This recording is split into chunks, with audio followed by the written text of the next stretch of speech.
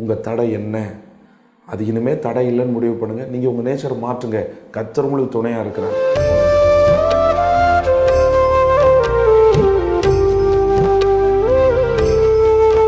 Praise the Lord. கர்த்தருக்குள் அன்பானவர்களே, உங்களை வாழ்த்துகிறேன்.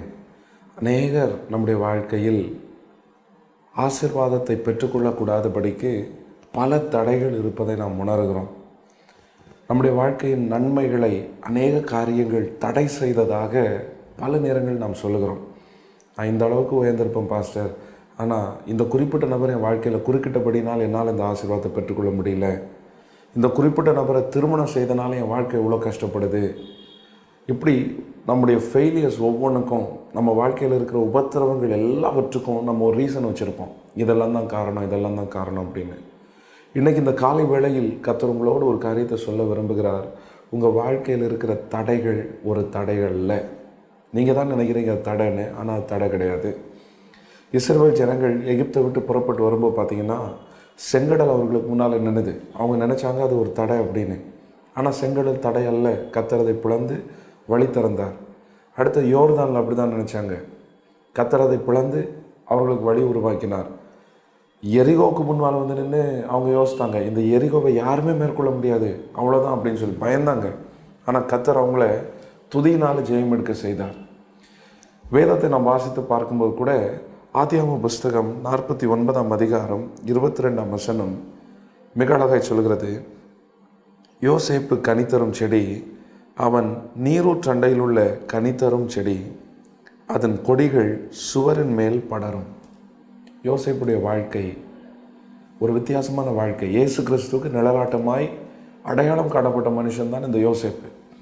இந்த யோசேப்புடைய வாழ்க்கையில் அவருக்கு இருந்த எல்லா சகோதரர்களும் அவரை கொல்லணும்னு தீர்மானம் பண்ணாங்க. அவர் இருக்கக்கூடாதுன்னு நினச்சாங்க. ஆனால் யோசேப்பு கனி தருகிற செடி, அதுவும் நீரூற்றண்டையில் நடப்பட்டிருக்கிற கனி தருகிற செடி. இவரை சுற்றிலும் பலவிதமான தடைகள் ஒரு மதில் போல் எழும்பிட்டே இருக்குது. ஆனால் அந்த யோசேப்பு குறித்து எழுதியிருக்கு, ஐயோ என் சகோதரர் எனக்கு எதிராக இருக்கிறாங்களே, என்னை முன்னேற விட மாட்டேங்கிறாங்களே, என்னை அழிக்கணும்னு நினைக்கிறாங்களேன்னு ஒரு நாள் கூட புலம்புனதில்லை. எகிப்தில் விற்கப்பட்ட பிறகு போத்திபாருடைய வீட்டில் பாவத்திற்கு விலகி ஓடி பரிசுத்தத்தின் நிமித்தமாய் தண்டிக்கப்பட்டார். அப்போ கூட இந்த போத்திபாருடைய மனைவி என் வாழ்க்கை இப்படி நாசப்படுத்திட்டாலே அப்படின்னு சொல்லி அதை நினச்சி புலம்பலை. அடுத்தது அந்த சிறைச்சாலையில் கூட பார்த்திங்கன்னா 2 பேருக்கு தரிசனத்துக்கான விளக்கத்தை அவர் கொடுக்கிறார். ஆனாலும் அவர்கள் மறந்து போனார்கள். அப்போ கூட அவர் கவலைப்படலை. அவர் எப்படி இருந்தார்னா, அந்த சுவர் மேல் படருகிற கொடி போல மாறினார்.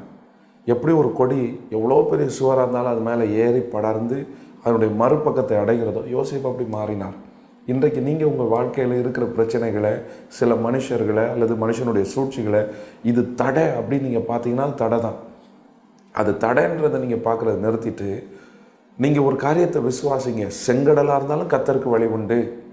அது மதிலானாலும் கர்த்தரால் நான் அதை மேற்கொள்வேன். உம்மாலே ஒரு சேனைக்குள்ளே பாய்வேன், என் தேவனால் ஒரு மதிலை தாண்டுவேன். யோசேப்பு தாண்டினார். அந்த மதில் மேல் படர்கிற கொடியாய் மாறினார்.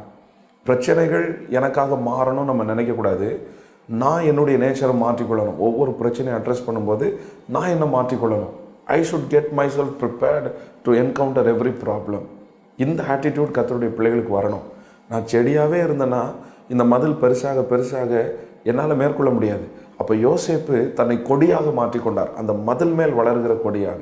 அப்போ நீங்கள் முடிவு பண்ணணும், நான் எப்படி இந்த பிரச்சனையை அணுக போகிறேன். நான் என்னுடைய நேச்சர்லேயே இருக்க போகிறேன்னா, அல்லது கர்த்தர் எனக்கு கற்றுத்தருகிற வேத ஆலோசனைகளை புரிந்து கொண்டு கர்த்தர் நடத்துகிற பாதையில் அவர் எதிர்பார்க்குற மாற்றங்களை எனக்குள்ளே நான் வெளிப்படுத்தி அதை ஜெயம் எடுக்க போகிறேன்னா, நம்ம தான் முடிவு பண்ணணும். இன்றைக்கி இந்த காலை வேளையில் உங்களுக்கு முன்னால் என்ன போராட்டம் இருந்தாலும் சரி, கொஞ்சம் அமைதியாக வேதத்தை எடுத்து வாசிங்க, கொஞ்சம் ஜெபம் பண்ணுங்கள். நீங்கள் எப்படி மாறணும்னு கர்த்தர் உங்களுக்கு சொல்லிக் கொடுப்பார். இஸ்ரவேல் ஜனங்கள் எரிகோக்கு முன்னால் நிற்கும்போது ஆண்டவர் சொன்னார், நீங்கள் 6 நாள் அமைதியாக இருங்கன்னு சொன்னார். எல்லாருக்கும் ஒரே ஆச்சரியமாக இருக்கும், 6 நாள் அமைதியாவா? அமைதியாக இருந்தால் என்ன ஆகிடும்னு. ஆனால் 7வது நாளில் அவர் சொல்லும்போது ஆர்ப்பரிச்சாதான் தெரியும் என்ன ஆகுங்கிறது. அப்போ இஸ்ரவேல் ஜனங்கள் எப்போ பார்த்தாலும் பேசிகிட்டே இருக்கிறவங்க, அவங்க நேச்சரை ஆண்டவர் மாற்றினார். முறுமுறுத்துட்டே இருக்கிறவங்களுடைய நேச்சரை மாற்றினார். கொஞ்ச நாள் ஊமையை போல் அமைதியாக இருங்க, அப்புறமா நீங்கள் ஆர்ப்பரிக்கலாம் அப்படின்னு. அப்போ அந்த நேச்சர் மாறும்போது ஒரு அற்புதம் அந்த இடத்துல நடக்குது. இன்றைக்கி இந்த காலை வேளையில் நீங்கள் தீர்மானம் பண்ணுங்கள், உங்கள் தடை என்ன? அது இனிமேல் தடை இல்லைன்னு முடிவு பண்ணுங்கள். நீங்கள் உங்கள் நேச்சரை மாற்றுங்க. கர்த்தர் உங்களுக்கு துணையாக இருக்கிறார். நம்ம ஜெபம் பண்ணுவோமா? எங்கள் அன்பின் பரலோக தகப்பனே, உமக்கு நாங்கள் நன்றி செலுத்துகிறோம். இந்த காலை வேளையில் பலவிதமான போராட்டங்கள், பலவிதமான மனுஷருடைய சூழ்ச்சிகள், இடுக்கண்கள், நெருக்கங்கள், இவைகளெல்லாம் பார்த்து என் வாழ்க்கை ஏன் இவ்வளோ உபத்திரவமாக இருக்குது, நான் எதை செய்தாலும் ஆசீர்வாதமே இல்லைன்னு புலம்பிக் கொண்டு இருக்கிற உங்களுடைய பிள்ளைகளை கண்ணோக்கி பாரு. உம்முடைய நாமத்தினால் உம்முடைய ஊழியக்காரனாய் இந்த காலை வேளையில் பரலோகத்தின் ஆசீர்வாதத்தை உடைய பிள்ளைகள் மேல் கட்டவிழ்க்கிறேன். உடைய பிள்ளைகள் வாழ்ந்து சுகமாக இருக்கட்டும்.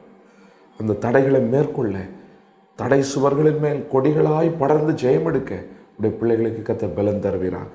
உடைய கைகளில் ஒப்பு கொடுக்கிறோம். பெரிய காரியங்களை செய்யும் இயேசுவின் நாமத்தில் பிதாவே, ஆமேன், ஆமேன். Praise the Lord. கர்த்தர் உங்களை ஆசீர்வதிப்பார்.